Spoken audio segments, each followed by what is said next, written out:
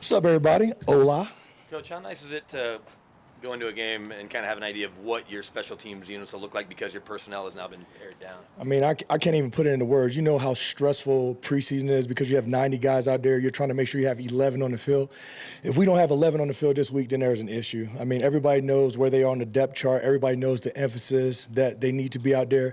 It's actually a breath of fresh air to actually get into the regular season and know the core group of guys and the guys who are backing them up 100%. Coach, we haven't talked to you since Corliss officially got the job. What did you see and what are you so hopeful about him?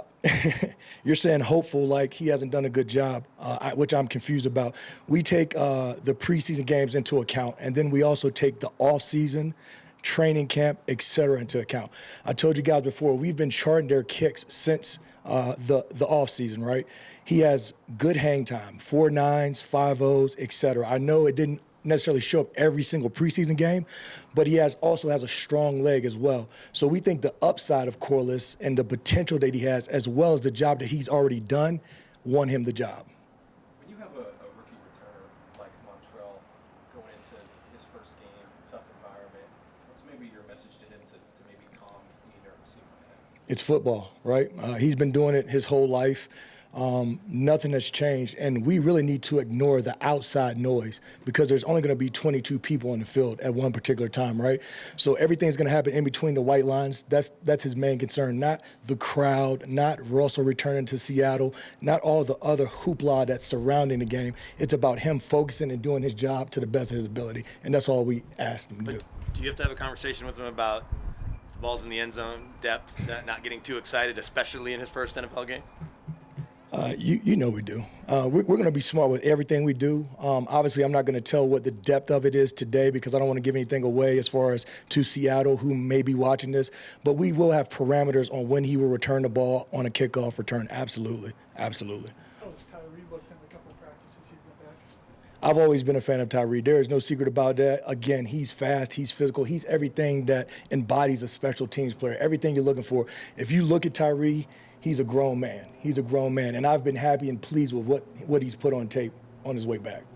Going into the preseason, there were some areas you talked about, being better on kickoff coverage and things like that and tackling. What's one area you're most looking forward to seeing if they make that transition in the regular season? Kickoff coverage, 100%. There's no secret about that. Anytime you miss tackles in preseason, and I said this before, anytime you give up a 30-yard return, 29-yard return, that can't happen if we're trying to be the unit or one of the top units in the NFL. And that's what I keep preaching to those guys.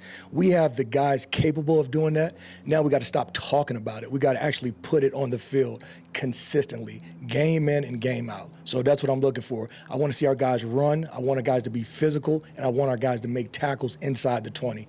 That's what I want. I know it's a college game, but do you use the Florida State LSU final 3 minutes as a coaching lesson for your guys? I'm sure everybody's watched that, and it just goes to show how important special teams is, right? We keep saying special teams is important. It's 1/3 of the game.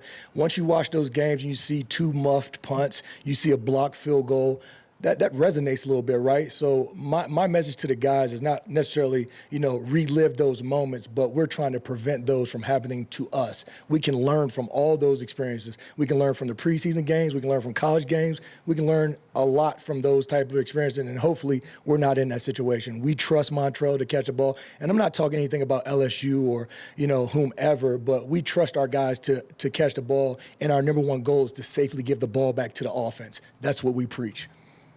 How often do you guys practice fake field goals and fake punts? Is it germane to that game, or is it do you touch on it every week? Again, we're preparing for everything. That's what I'll say. I don't want to say that it's an every week thing or it's an every other week thing. I think it's per team. If we see something that, all right, well, they're a little shaky on this, might be able to get a fake field goal or a fake punt or whatever the case may be, then we'll try to execute that in practice. You have to execute it in practice first for the head coach to feel comfortable for him to call it in a game. So we do practice it often. I just not going to get into details about that. Are you impressed with Brandon McManus's throwing arm? I'm impressed with how well he kicks the ball, absolutely. Thanks, Thank you, Coach. guys. Have a wonderful day.